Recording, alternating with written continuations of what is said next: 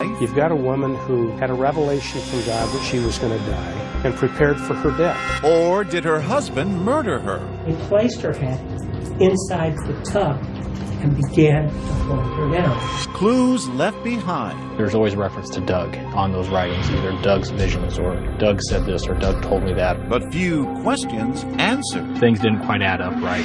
And what about the other woman who she named to take her place? Faylene called me. She said, I want you to be together immediately. I want you to take care of my children. A mystery still unsolved. One thing you can't argue is name one thing she said was going to happen that didn't happen.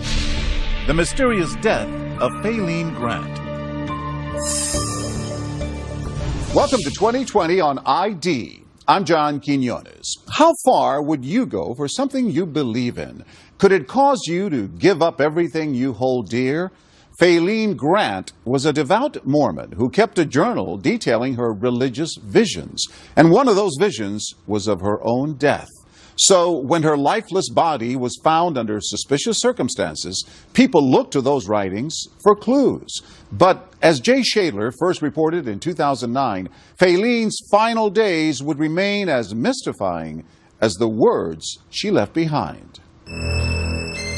Timpanogos Park near Provo, Utah is a spectacularly beautiful place. A place where someone who believes that they can speak directly to God might want to come and have a conversation. Faylene Grant believed that she could speak to God. She had visions. She heard angels. She also predicted her own death. Or was it murder? Either way, what happened here was very important, and we're going to tell you why in just a few moments. But until then, we want you to set aside all the assumptions about right and wrong, guilt or innocence, and follow a murder case from Gilbert, Arizona to the Celestial Kingdom. She said, I'm going to take a bath. And I could see that she's walking toward the bathtub as I lay down. And I wake up. And I know something's up. There was no noise, nothing. And I yelled for her. I ran in the bathroom and she was under the water. I got her out. And I took her back to the bed. And I know CPR wasn't working. On the morning of September 27, 2001, Douglas Grant says he woke to find his wife, Faylene, drowning in their bathtub. This bathtub. He called a physician's assistant he knew, Chad White. I called Chad. You gotta come. She took the prescriptions. I found her in the tub. You gotta come. I'm scared. Emergency. I just got a phone call from a friend of mine. He said that his wife is unconscious. And I told him to call 911. He said, I'm afraid to. I don't know why he said that. Several hours later, after being rushed to a nearby hospital, Faylene's heart stopped, and she was pronounced dead. Local police in Gilbert, Arizona initially viewed her death as accidental, though the medical examiner officially labeled it undetermined. And undetermined it has remained until now. All rise. The case of the state of Arizona versus Douglas Grant reads like a Hollywood script, complete with a prosecutor with a penchant for the jugular.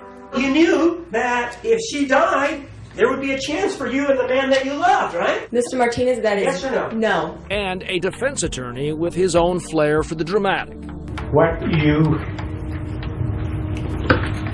decide will live beyond this courtroom.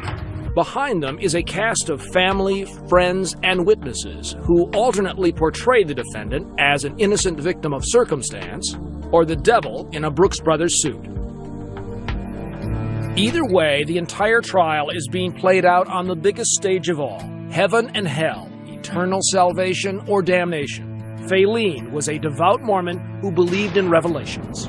You've got a woman who methodically saw God, had a revelation from God that she was going to die, and prepared for her death. She purchased life insurance that she hoped would go into effect. She planned her own funeral, selected the speakers, selected the music, and in her farewells told loved ones who had had other loved ones die before, I'm going to go see those loved ones.